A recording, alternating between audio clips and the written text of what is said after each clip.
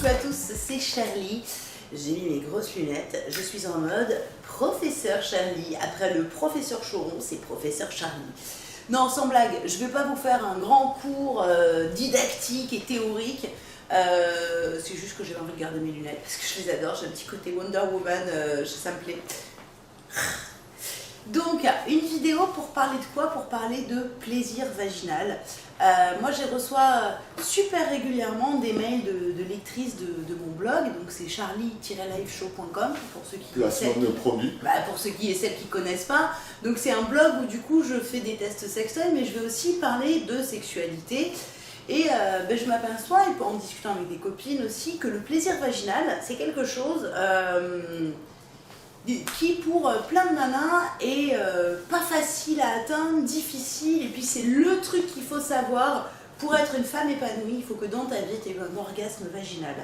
Alors, plaisir, orgasme, quelle est la différence? En gros, l'orgasme c'est le point culminant du plaisir. Après on peut avoir un orgasme culinaire, genre on mange un truc, c'est un climax en fait, on arrive à un tel état de plaisir culinaire. Moi j'ai eu des orgasmes culinaires et tu peux pas t'empêcher de faire du bruit, t'es là. Tu es bruyante. Ouais, je suis bruyante. Dans toutes les circonstances, tu es bruyante. Tu vois le goût, ça te fait des frissons dans tout ton corps. Et l'orgasme sexuel, c'est quand tu vas pareil arriver à un climax. La jouissance, ça peut être soit un synonyme d'orgasme, donc le climax du plaisir sexuel, soit ça peut être un état de jouissance. Dans en mémoire, c'est état de volupté, d'essence de l'âme ou de l'esprit. Donc c'est pas lié, la jouissance n'est pas liée qu'au sexe, c'est un état en fait.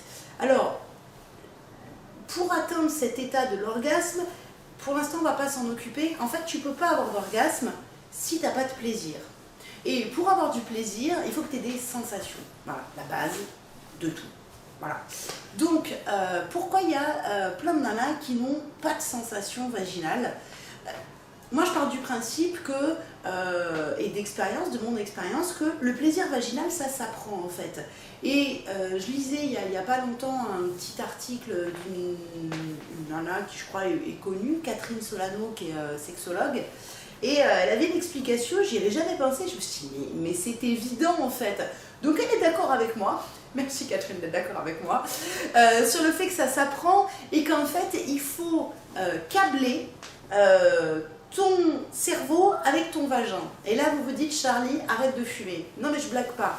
Quand on se fait mal, t'as la sensation, si tu te mets un coup de marteau sur le doigt, tu as la sensation dans le doigt et l'information remonte au cerveau. D'ailleurs, j'ai entendu un truc très intéressant ce matin sur la matrice de la douleur. Mais bref, la sensation remonte au cerveau qui va traiter l'information physiologique de où il y a un truc qui change et l'information émotionnelle qui est traduite par « Ah, ça fait mal ». Pour le plaisir, alors j'ai pas entendu d'émission sur la matrice du plaisir, mais je pense que c'est à peu près le même genre de fonctionnement. C'est-à-dire que tu as la sensation, l'information de la sensation physique qui remonte au cerveau et l'information émotionnelle aussi qui dit c'est hyper agréable. Alors après, il y a des gens aussi qui vont être câblés différemment, pardon, pas bizarrement, et qui vont trouver l'agréabilité dans la douleur par exemple. Tu as des gens, leur kiff dans la vie, c'est d'être malheureux. Je parle pas de plaisir sexuel, là, je parle de... T'as des gens, leur kiff dans la vie, c'est d'être stressé, d'être malheureux, parce que c'est ce qui les fait se sentir vivants. Alors, un cerveau, ça se recâble, on peut changer nos connexions neuronales. Pour le vagin, si on sent rien, il va s'agir non pas de changer la connexion neuronale, mais de créer la connexion neuronale. Cette nénette, Catherine Solano, elle avait l'explication d'une logique absolue, et j'adore ce genre d'explication parce que ça part d'une observation simple. Le pénis, comme le clitoris, qui est un mini pénis, depuis qu'on est né, en fait, depuis que c'est à l'extérieur. Donc, il y a des sensations diverses et variées sur le pénis.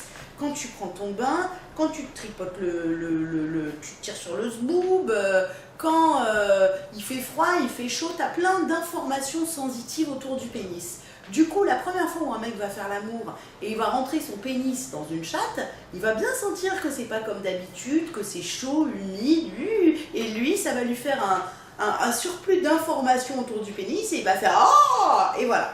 Donc en gros, Il n'y a pas besoin d'apprendre, enfin, apprendre à faire l'amour, ça c'est encore autre chose, c'est découvrir, etc. Mais la connexion neuronale entre pénis et cerveau, c'est fait en fait.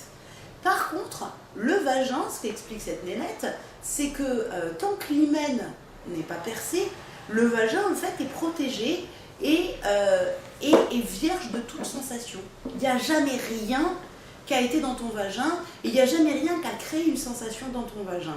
Donc, une nénette, la première fois qu'elle va faire l'amour, donc perçage de l'hymen, ce qui peut être plus ou moins douloureux pour les nanas, et après, une fois que tu as passé l'hymen, oh, mais quel est cet endroit? Et d'un coup, et des fois, on peut ne rien sentir parce que, comme on ne connaît pas, comme on ne l'identifie pas, eh ben, on ne le prend pas en compte, en fait. Donc, première chose à faire, c'est de capter qu'il va falloir, pour les nanas, elles-mêmes, d'abord d'elles-mêmes, explorer et découvrir cette zone et tester des stimulations différentes. Alors, je déconseille les aiguilles qu'on se rentre dans le vagin. C'est une stimulation, certes, mais c'est un peu violent. Mais, c'est ça. Mais du coup, c'est normal de devoir explorer, puisque jusqu'à, je sais pas quel âge, moi par exemple j'avais 16 ans et demi la première fois que j'ai fait l'amour et que mon hymen a été percé, donc pendant les 16 ans et demi premières années de ma vie, cette zone-là, et d'ailleurs la première fois que j'ai fait l'amour, ça m'a fait, moi je fais partie des nanas où ça m'a fait quand même plutôt mal de percer l'hymen.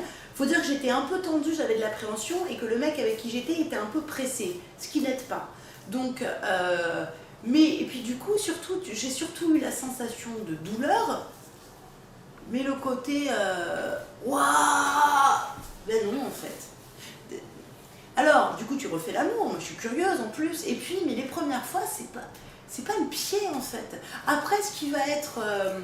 ce qui crée la sensation d'agréabilité, ce qui fait que tu as envie de revenir, c'est, il faut le prendre en compte, c'est toute la partie émotionnelle aussi, et la partie où tu partages un moment avec la personne que tu aimes, voilà. Mais les sensations purement physiques ne sont pas hyper développées. Et je sais que moi j'ai eu donc moi j'ai 37 ans, j'ai eu des paliers, en fait, dans ma vie sexuelle, et notamment, je me rappelle d'un mec avec qui d'un coup j'ai découvert que je prenais un pied de fou, parce que, alors c'est peut-être vache, mais je me suis servi de lui en fait. Je me suis servi de lui parce qu'en fait, d'un coup j'ai capté un mouvement que je faisais en me masturbant et où j'avais vachement de plaisir, et je me suis dit, si je refais la même chose avec le mec, ça va faire quoi? Pas con. Et ça a été top. Parce que, je sais plus, je me masturbais avec un coussin comme ça et tu fais des mouvements, et j'avais des mouvements comme ça de clac, clac, clac, et en fait, en faisant ce mouvement-là, je sais pas si vous voyez ce que je fais. Ouais. En faisant ce mouvement-là, où tu peux dire « Oh, je contracte un peu mes abdos », en fait, je fais quoi? Je contracte pas mes abdos, en fait. Je suis en train de contracter mon vagin. Juste là, en faisant ce mouvement de contraction vaginale, j'ai déjà... C'est rigolo. J'ai déjà une sensation de plaisir qui arrive. Donc maintenant, on va arriver à les petites techniques, les petites astuces. Il y a eu plein d'observations qui ont été faites autour de l'orgasme féminin, et notamment le fait qu'au moment de l'orgasme, il y a des contractions involontaires du vagin assez resserrées, assez rapides. On ne va pas se dire « Ah, comment je fais pour des contractions volontaires ?» On ne va pas se demander ça, ok? Par contre, si au moment de l'orgasme, donc le point culminant du plaisir, le vagin naturellement se contracte, ben ça veut dire que si on apprend soi-même à contracter son vagin, a priori ça devrait donner du plaisir. Vous voyez la logique? Donc, un truc à faire, découvrez votre périnée en fait. Alors, si on a 18 ans, je pense pas qu'on ait un périnée qui soit relâché, il va plutôt être... voilà, il va bien quoi. Mais en fait, on va en prendre conscience. Et du coup, d'en prendre conscience, ça va permettre de câbler. Vous voyez le fameux câblage cerveau, tout ça.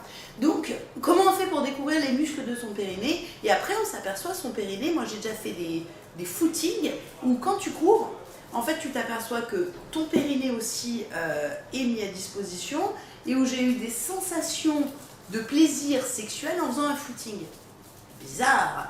Mais comme tu as des nénettes qui peuvent avoir des sensations de plaisir sexuel en faisant du cheval.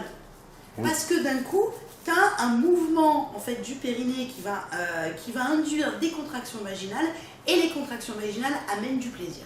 C'est d'ailleurs sur le cheval, c'est pour ça qu'on la monture à l'Amazone, c'était pas du tout à cause des jupes et autres, parce qu'on monte très bien à cheval. En plus, elles étaient amples, c'est pas comme si c'était une mini-jupe. Voilà, un cavalier avec une jupe, c'était juste pour pas percer l'hymen et pour pas qu'elles aient de plaisir. Et c'est une monture qui n'est pas apparue à l'Antiquité au début où on a appris à monter sur les chevaux. Les fameuses Amazones, elles faisaient pas du cheval en Amazone. C'est ça.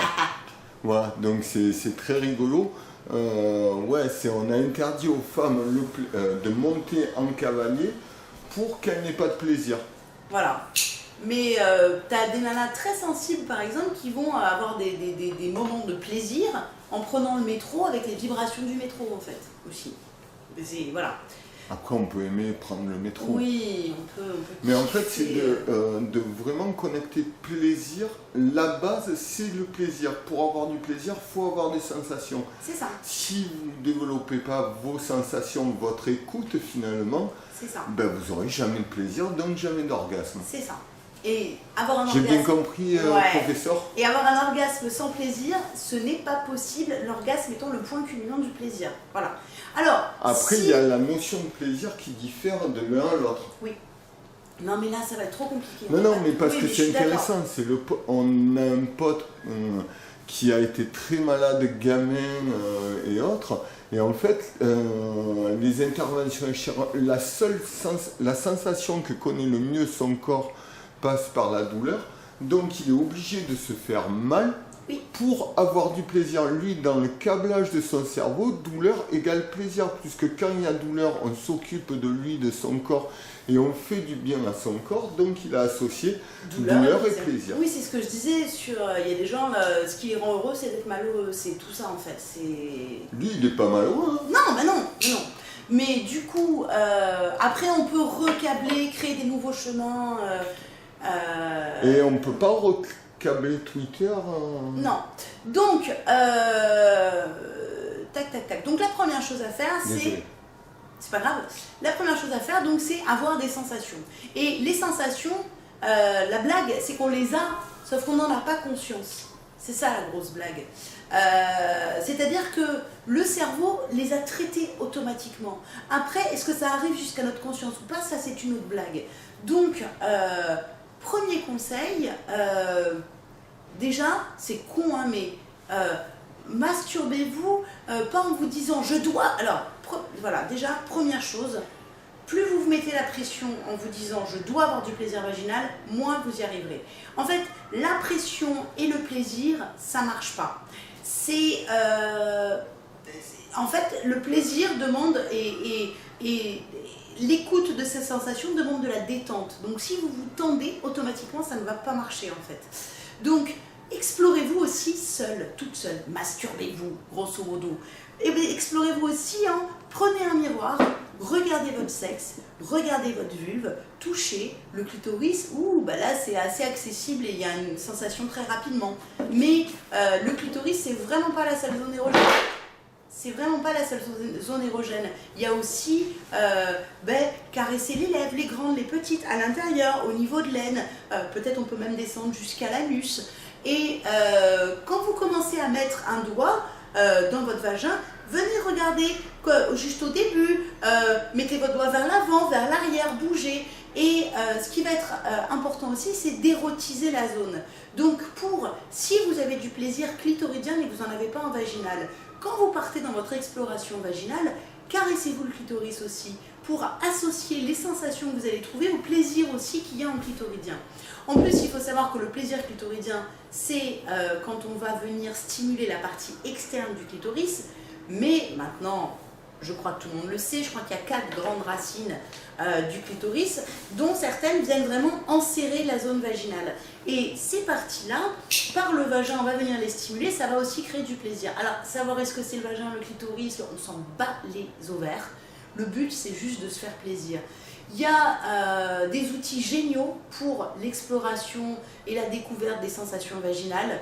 C'est un sextoy que je recommande vraiment. c'est l'orchidée, pardon, l'orchidée de Idée du désir, qui est un masseur vaginal, et où du coup le but c'est pas de faire des grands allers-retours, pas du tout, c'est assez recourbé, ça a une forme de bulbe en haut, et c'est de faire, avec un sextoy de ce type, faites des mouvements, allez vers l'avant, vers l'arrière, tournez, et soyez attentifs pour amener jusqu'à votre conscience toutes les différentes sensations qu'il y a en fait. Autre chose, découvrez et comprenez comment fonctionne votre périnée. Parce que votre périnée va vous permettre, et la conscience du périnée, c'est toujours pareil. Il y a des muscles, tant que tu n'en as pas conscience, tu ne peux pas avoir d'action. C'est comme dans le chat 2, mais je l'ai pas. Oui, mais tant que tu n'en as pas conscience, tu ne peux pas avoir d'action dessus. Moi, j'ai appris à bouger mes oreilles, par exemple. Attendez. Non, on s'en fout. J'ai appris à bouger mes oreilles parce que mon père et mon grand-père le faisaient, je trouvais ça tellement extraordinaire. J'ai mis 2 mois à le faire. Qu'est-ce que j'ai fait pendant 2 mois? J'ai pas tiré sur mes oreilles. Pendant 2 mois, j'étais jeune, hein, mais j'ai l'air d'une débile j'étais comme ça, j'ai bougé des trucs et tout, et à essayer d'arriver à capter quels étaient les muscles qui faisaient que je pouvais bouger mes oreilles. Et du coup, une fois que tu en as conscience, tu peux les actionner. Mais si tu peux du coup donner l'info à ton cerveau qui dit « Ok, je vais bouger ça ». Mais si tu n'arrives pas à les isoler dans ta conscience, tu ne peux pas les faire bouger en fait. Le périnée, du coup, pareil, prenez-en conscience. Et d'en prendre conscience, déjà, vous allez amener de la conscience dans votre matrice. Donc vous allez amener une présence à cet endroit-là, et une présence accrue à cet endroit-là va permettre d'avoir beaucoup plus de conscience des sensations et des perceptions, des changements qu'il y a à ce niveau-là. Donc, première chose, pour capter où est le périnée, c'est quoi, c'est flou, je ne comprends pas, l'exercice du stop pipi. Attention, c'est pas un exercice à faire souvent, c'est parce que je crois que tu urinaire, on est trop serré en fait. C'est juste, moi je le conseille pour juste prendre conscience. Pour les nanas, tu fais pipi, ça marche aussi pour les mecs, je pense d'ailleurs. Tu fais pipi, et pendant que tu fais pipi, tu as ton jet qui est bien. Tu volontairement arrêtes ton pipi. Et bien quand tu fais ça, captez qu'est-ce que c'est le mouvement. Et là, vous allez capter ce que c'est le mouvement pour actionner les muscles, parce qu'en fait, c'est un ensemble de muscles du périnée. Et en fait, c'est la sensation, c'est comme si c'est un truc, mais c'est très interne en fait. Mais c'est comme les abdos. Quand tu contractes tes abdos, il faut que tu captes où c'est, quel mouvement tu fais en fait. Et donc les abdos, on pourrait dire que c'est tu serres ton ventre en fait. Et le périnée, tu serres pas du tout ton ventre. Si tu fais tes abdos en même temps, c'est compliqué d'ailleurs pour avoir le périnée. Le périnée, c'est comme si tu faisais remonter ton vagin et remonter ton anus. Tu le fais remonter vers en haut et tu le relâches. Remonter vers en haut et tu le relâches. Après, du coup, pour développer la conscience du périnée, le renforcer, le muscler, ce qui va permettre de beaucoup plus avoir de sensations vaginales, de prendre plus de plaisir en pénétration vaginale et de donner aussi beaucoup plus de plaisir au mec qui va vous pénétrer. Attention parce que s'il n'a pas l'habitude, d'ailleurs ça peut le surprendre, il peut éjaculer très très vite. Même s'il a l'habitude. Même s'il a l'habitude. Donc c'est les exercices de Kegel. Ça s'appelle comme ça parce que je crois que le mec qui les a mis au point s'appelait Kegel. Voilà, Joseph Kegel je crois. Donc je confonds peut-être avec Joseph Kessel. Kegel. K-E-G-E-L. K-E-G-E-L. Donc en gros les exercices de Kegel, c'est une alternance de contraction, décontraction des muscles du périnée. Donc c'est par exemple, tu contractes 3 secondes, tu relâches 3 secondes. Tu contractes 3 secondes, tu relâches 3 secondes. Tu fais ça 10 fois. Ensuite, tu contractes 5 secondes, tu relâches 2 secondes. 10 fois. Tu contractes 30 secondes d'affilée. Hop. Ensuite, tu contractes, relâches très vite pendant 10 secondes. Après, vous tapez sur Internet exercice de Kegel. Vous avez 3 milliards de protocoles d'exercices. Mais en gros, c'est une alternance de je serre, je relâche. Un autre truc qui va être génial pour renforcer le périnée, c'est les boules de geisha. Les boules de geisha, vous les mettez, soit vous faites vos exercices de Kegel avec les boules de geisha, vous allez en plus sentir que vous enserrez les boules de geisha, soit juste vous les portez. Au début, portez-les 20 minutes, par exemple une demi-heure. Après, quand vous êtes habitué, allez jusqu'à 2-3 heures. Au-delà, je ne conseille pas parce qu'au-delà, tu peux te faire des crampes du périnée. Du coup, tu fais des crampes à la chatte, c'est naze. Soit alors qu'il est.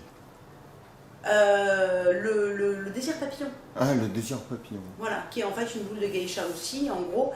Mais les boules de geisha, l'intérêt c'est quoi? Tu as 2 boules qui vont peser un certain poids et le corps, par réflexe, pour pas que les boules tombent du vagin, automatiquement, le corps de lui-même, par réflexe, va mettre à contribution le périnée pour retenir les boules en fait. En plus, comme à l'intérieur de ces boules, tu as une autre petite bille qui, en fonction de tes mouvements, va se déplacer, hop, ça permet de renforcer le tout et il n'y a rien à faire d'autre que ça. Du coup, explorez-vous, découvrez-vous seul déjà, ou à 2, mais à 2, ne soyez pas, si vous le faites à 2, ne vous dites pas, putain il met un doigt, il faut que j'ai du plaisir. Parlez en fait avec votre partenaire. Dites-lui, moi je connais pas encore trop, t'imagines, il a jamais connu aucune sensation mon petit vagin, donc moi j'explore et je veux bien que tu explores avec moi. Pour le partenaire, ne cherchez pas à ce que la fille ait telle ou telle réaction. Ne lui mettez pas de pression, bordel de Dieu.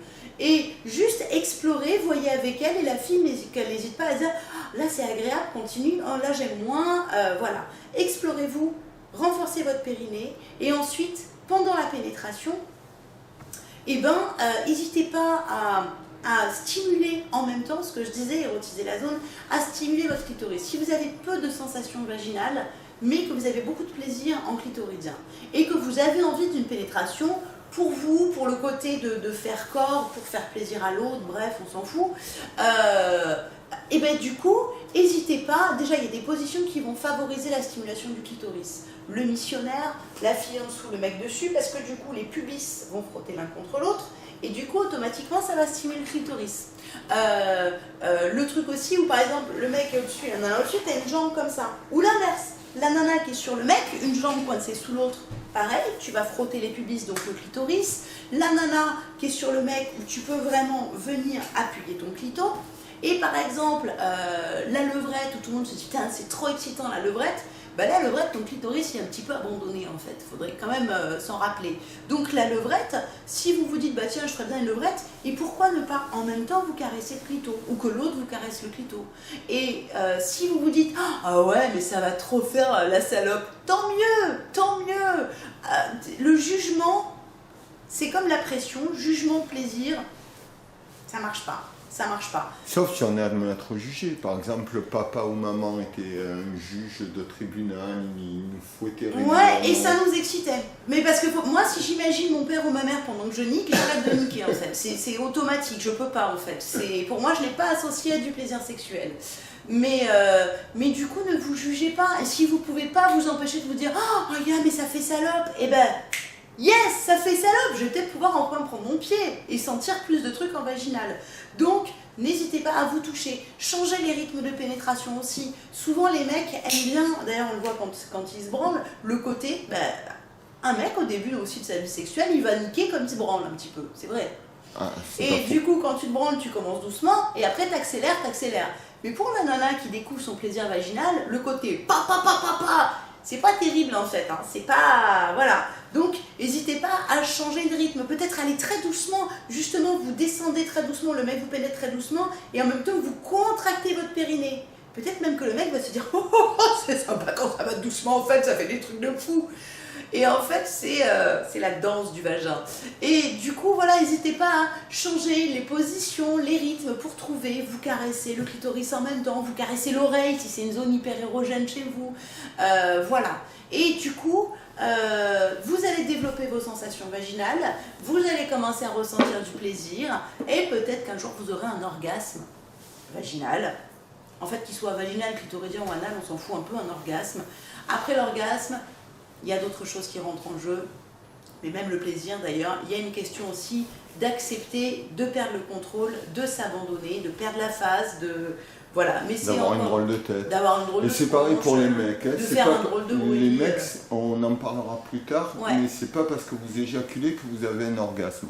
Et non, c'est ça. C'est vous éjaculer. Voilà. C'est comme vomir en fait de la tub. C'est ça. Donc, c'est dégueulasse. Je ne vais pas capter ce que tu avais dit, c'est absolument dégueulasse. Donc, et après, du coup aussi, et ça c'est un travail pour les meufs et pour les mecs, de capter que pour découvrir le plaisir vaginal, le mec n'est pas forcément nécessaire. Et c'est la fin de la Vierge sacrée. Eh oui. Donc c'est les nanas accepter d'être autonomes et que de vous-même vous appreniez à vous découvrir, et les mecs accepter que, en fait, vous n'êtes pas responsable de tout et vous n'êtes pas responsable du... Mais ça veut dire que vous n'êtes pas non plus responsable du déplaisir ou du manque de plaisir.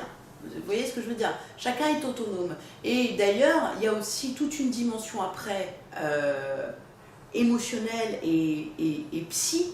C'est-à-dire que si tu es d'humeur et que tu as envie de plaisir, on va te faire un clito et tu vas grave réagir. On va te faire un petit... On peut pas ça. On va te faire un cuni et tu vas réagir. Waouh, ça va être trop bon. Si tu te prends la tête, tu as des préoccupations, pas bon les préoccupations pour niquer. Tu as des préoccupations, il y a des trucs qui te gonflent, tu as les glandes après ton mec, tu vois, tu as envie de le baffer, il te fait un clito, et d'un coup, ces mêmes sensations qui étaient hyper agréables avant, ça va juste te donner envie de lui arracher la tête ou alors ne rien te faire parce que tu vas couper l'information puisque à un moment donné, la conscience émotionnelle prend le dessus en fait. Donc je crois que, et moi ça m'est même déjà arrivé d'avoir une drôle de sensation où tu sens que tu as vraiment eu du plaisir physique, mais qu'il n'est pas arrivé jusqu'à ta conscience. Vous voyez ce que je veux dire? Et où du coup, après que t'es fini, c'était sympa, mais bon, et après que t'es fini, d'un coup t'écoutes ta chatte, ouais, on peut écouter sa chatte, et tu captes à la manière dont elle réagit et tout, qu'elle a grave pris son pied, mais toi tu n'as pas eu accès. Je sais pas si c'est clair ce que je raconte. Et en fait, c'est arrivé à se mettre d'accord sur la sensation physiologique, la sensation émotionnelle, et mettre les deux en accord. Voilà. Je crois que... Après, si vous avez des questions, n'hésitez pas à poser vos questions, à laisser des commentaires sur YouTube, sur mon site. Il y aura tout un article aussi sur mon site qui explique tout ça. Voilà. Je vous fais des gros bisous. Et bonne exploration, bonne découverte. Et après, dernière chose, si vous vous dites « Ouais, mais j'ai essayé, j'y arrive pas et tout », what the fuck. Si vous avez du plaisir autrement, au bout d'un moment, c'est pas parce que tu n'as jamais éprouvé de plaisir vaginal que tu n'es pas une femme. Et c'est pas parce que tu n'as jamais éprouvé de plaisir sexuel que tu n'es pas une femme. Il y a des gens... on a une copine, c'est une nonne. Ouais, mais ça l'intéresse pas en fait. Et ça lui manque pas. Elle se dit juste, quand elle rencontre des gens, putain merde, parce que ça l'empêche pas d'être amoureuse en fait. Mais elle va vachement plus prendre son pied en écoutant de la musique et en bouffant que en baisant. Alors elle baise quand elle a quelqu'un parce qu'elle n'a pas envie de frustrer complètement l'autre. Mais voilà, il n'y a pas de normalité à avoir en fait. Il y a juste à trouver vous, même pas, c'est pas votre normalité, c'est votre être, votre être-itude. J'invente des mots. Voilà. Bon écoutez, je crois qu'on s'est tout dit. Des bisous. Et j'attends vos réactions, vos commentaires. Ciao, ciao.